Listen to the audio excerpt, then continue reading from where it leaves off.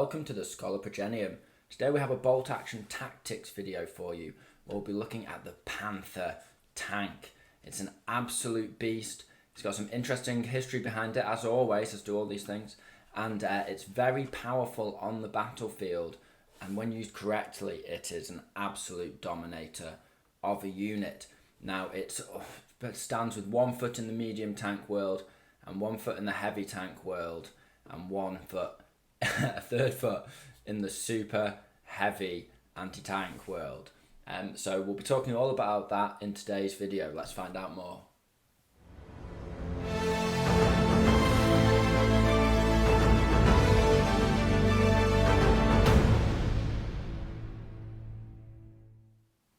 So first things first, let's talk a little bit about the Panther in World War II.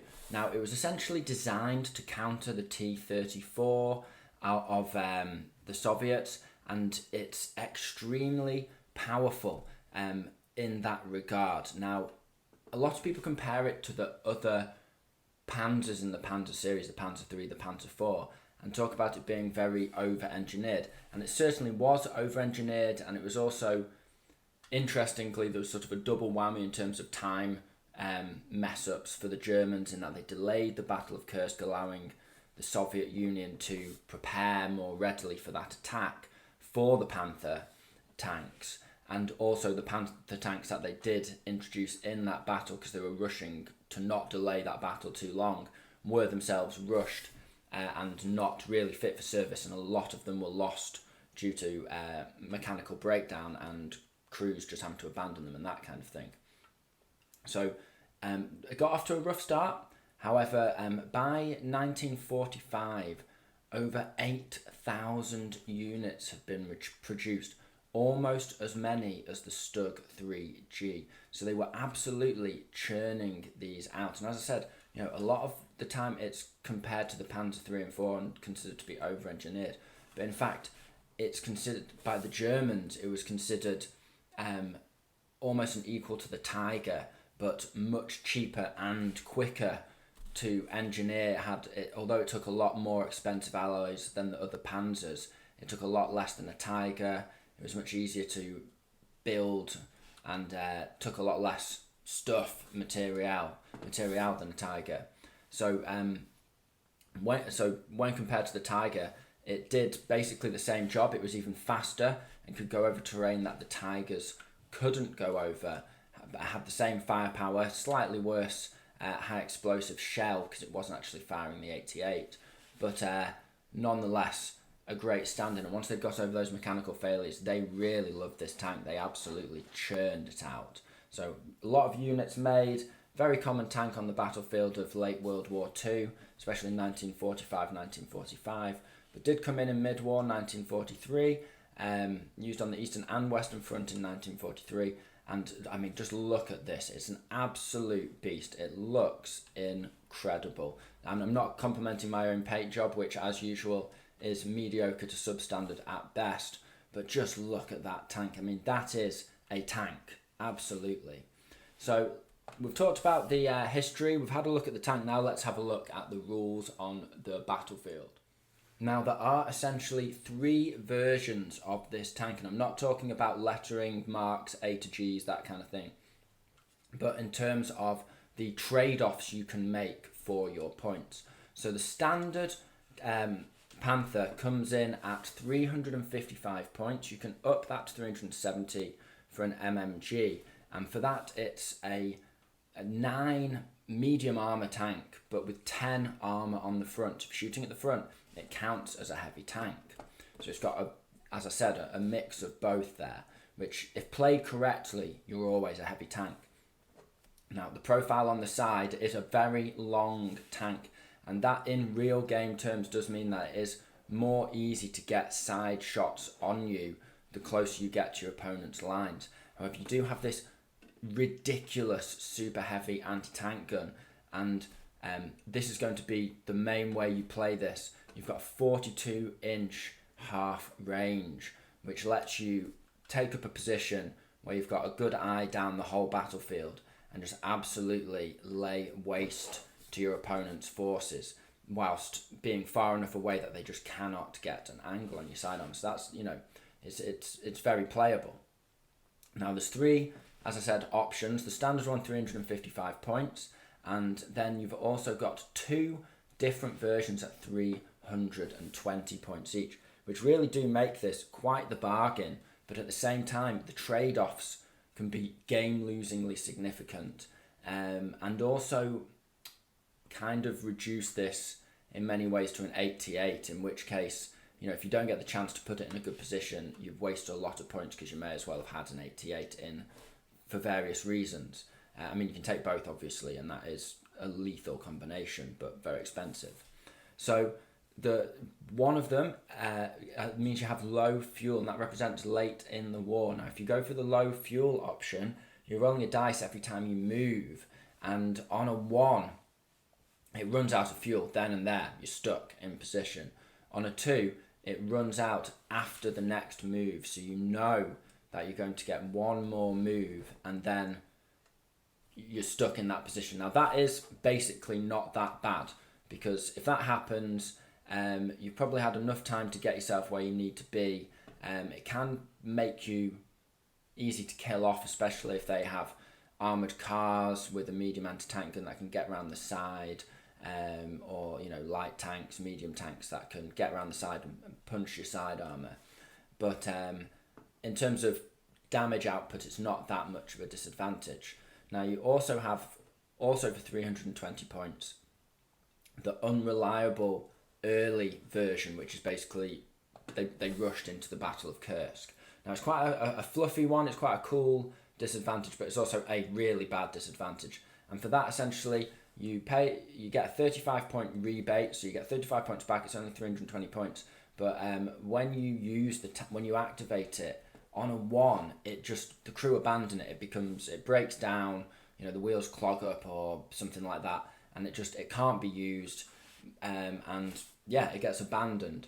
On a 2, it breaks down for a turn and it can't be moved for a turn. The engine stutters to a halt, but the crew know what they're doing and they manage to get it back in action, and it will start moving again after the next turn, so it misses one movement.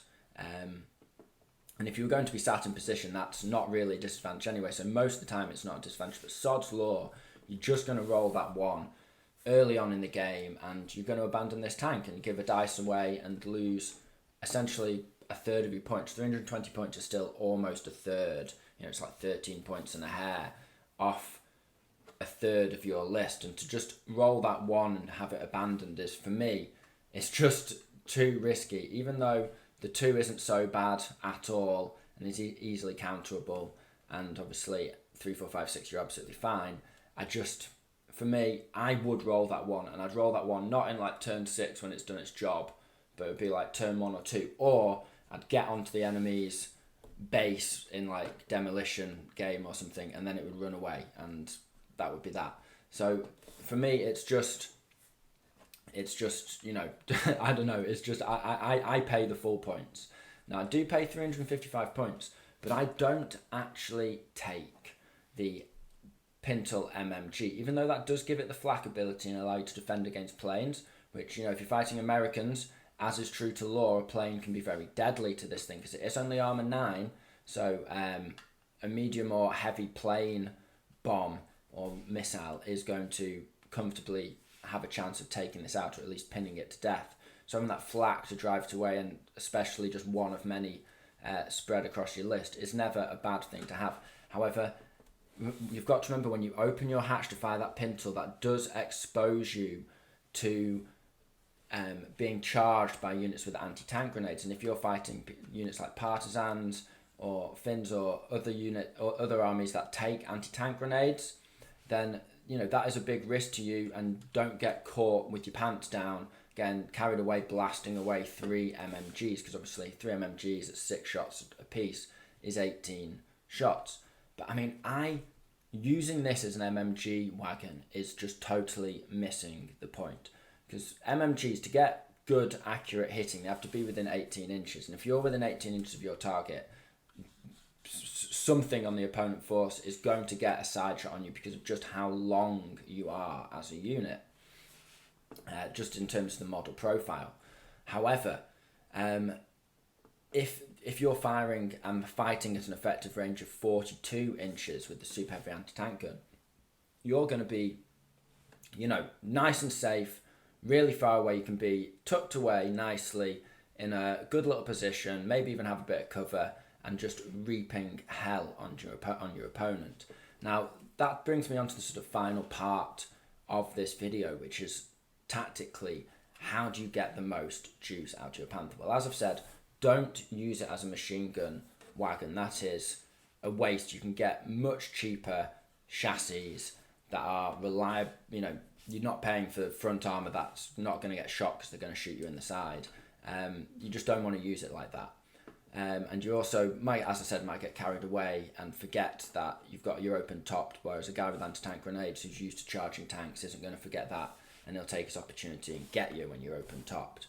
So my tactic, as I said, would be to hold back. So you're nice and far away and they're really going to struggle to get an angle on you, but you don't need to worry too much about cover if you're nice and far away. Use distance as your cover. A nice little bit of soft cover, is never going to be sniffed at, and some heavy cover is never going to be turned away if the opportunity is there. But your number one priority with positioning with this bad boy is to think of it like a super heavy anti-tank gun, like a field gun, like a medium howitzer, but a medium howitzer that can put itself in a position that other medium howitzers could only ever dream of, and survive the kind of infantry Dakar and focus fire without even a pin that most howitzers would just be incapacitated by. So we all know this is kind of the mentality of the Panther. We all know that medium howitzers are one of the most powerful and competitive units in the game. Now, they're only 70 points and this guy's 355, so you're paying a big tax on a medium howitzer. But in terms of the way you're putting damage out, that's the way you want to think of this thing. The whole machine gun's just a nice little bonus. If you can tickle someone or put a pin out there, kill off a model, then that's a nice little cheeky bonus. But essentially what you're going to do with this guy is you're going to find a spot when you're surveying the battlefield that he can maneuver his way into, that, as I said, a field gun with a tow couldn't in its wildest dreams get to, that has a beautiful open view of as much of the battlefield as possible, where most of the terrain that it's looking at is light cover, so the opponent's not getting use of much heavy cover, and you can cover a lot, no pun intended, but you can deal with units in heavy cover in other ways with assault and that kind of thing.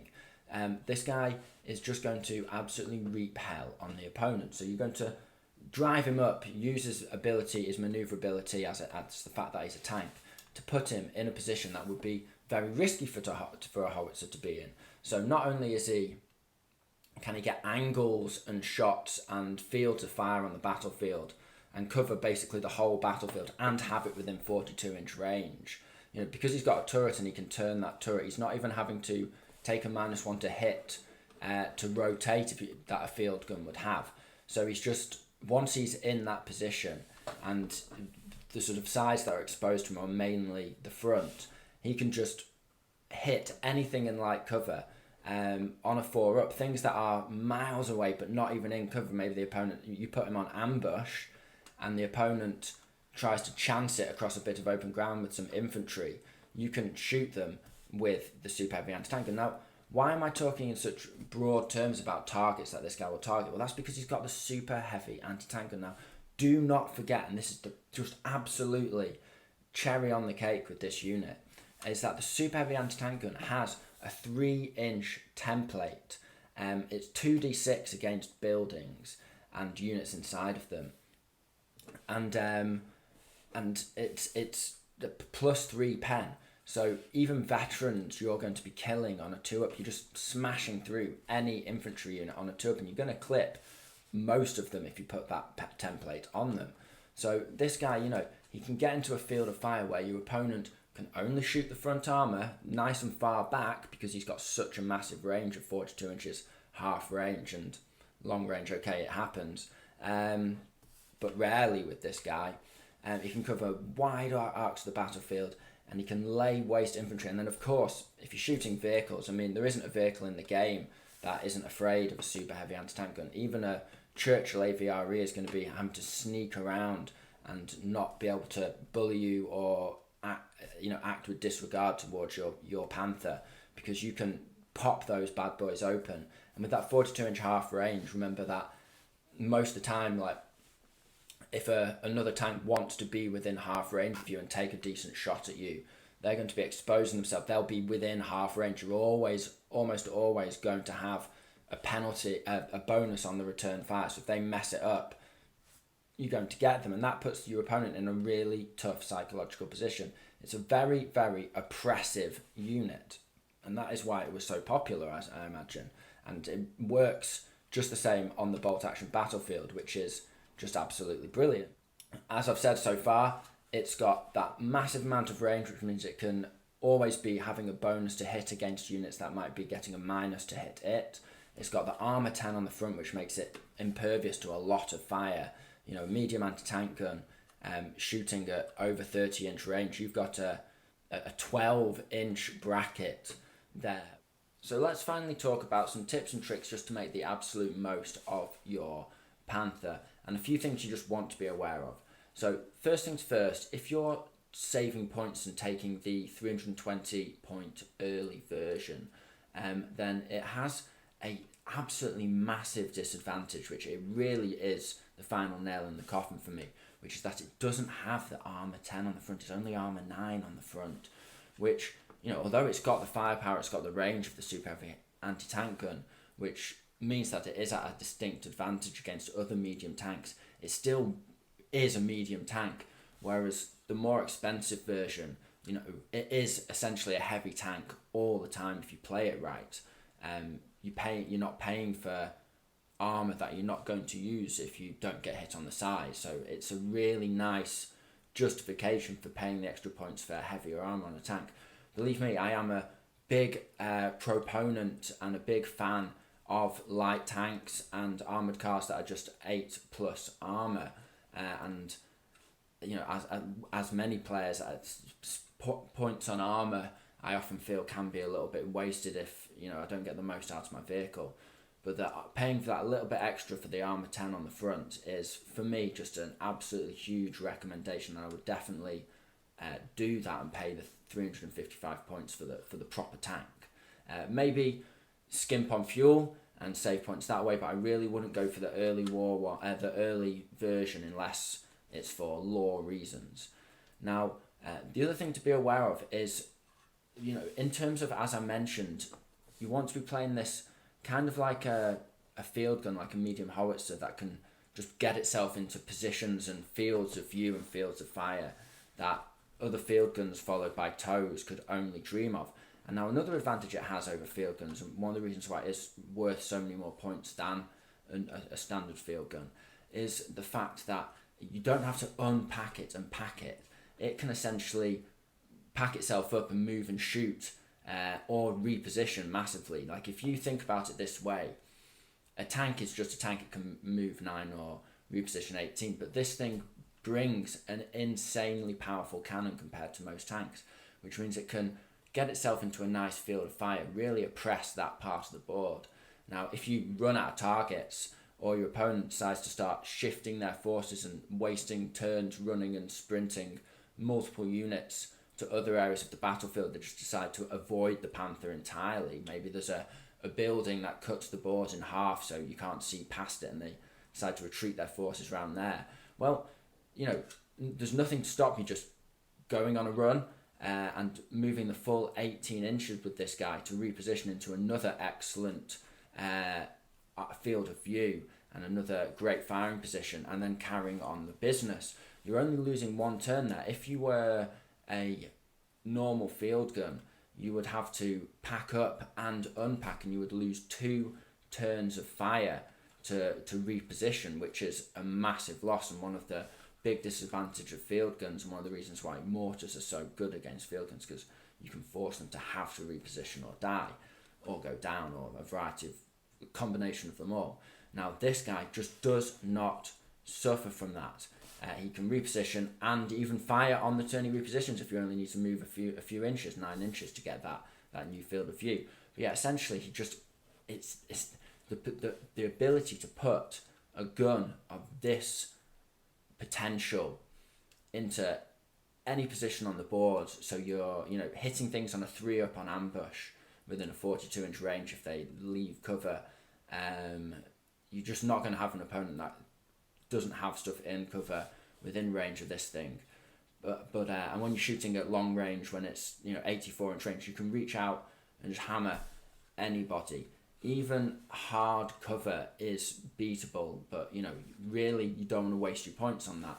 You've got such a variety of targets that you can impact with this vehicle. It will destroy basically anything it touches, and that gives you the wonderful, wonderful, wonderful flexibility of using ambush or just choosing a shot that allows you to hit on a good chance of hitting, like a 4 or a 5 if you absolutely have to. Unlike a lot of units which can only target certain other units or are limited by range, they will often find themselves having to hit on 6s or 6s followed by 6s, but you really can hit quite relentlessly and reliably with the Panther. It's just an absolutely incredible piece of kit when played correctly. So yeah, that is essentially all in all just the tips and tricks. Make sure that you're getting yourself into a good position, but not getting so close that your opponent can get a side shot on there. Don't be afraid to burn a turn, reposition, because you will. If it's early game and he's out of position, you want to make sure that you're maximising his potential. Remember, you've got that 3-inch template, so you can just absolutely annihilate basically anything in the bolt action universe, one might say. And all in all, it's just a beautiful looking tank. I mean, just look at it. It is very much just such a piece of World War II, and extremely common, totally justifiable to have on the battlefield. 355 points, you are making some significant sacrifices on your list.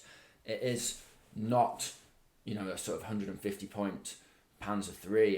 It's more than double that in terms of points. It's more expensive than taking a Panzer III and a Puma, and for that kind of investment, you're going to be taking some other units which aren't fully rounded out necessarily. Veterans won't have all of the toys that you would like to give them. You might be taking some inexperienced units to make up the numbers in terms of dice and so on and so forth. It forces you to make compromises elsewhere in your list. There's no denying that, and that is the main disadvantage of this. But if you follow my tips and tricks that I've laid out in this video today, then it should more than pay back its dividends on your investment, and it can be a really fun anchor around which to build a list and to theme a list around it. So it's a very fun unit to use. So yeah, that's I'll leave it there, guys, but I hope you found this video interesting. I hope you found it entertaining. This has been the Scholar Progenium. Thank you very much for your time. Goodbye.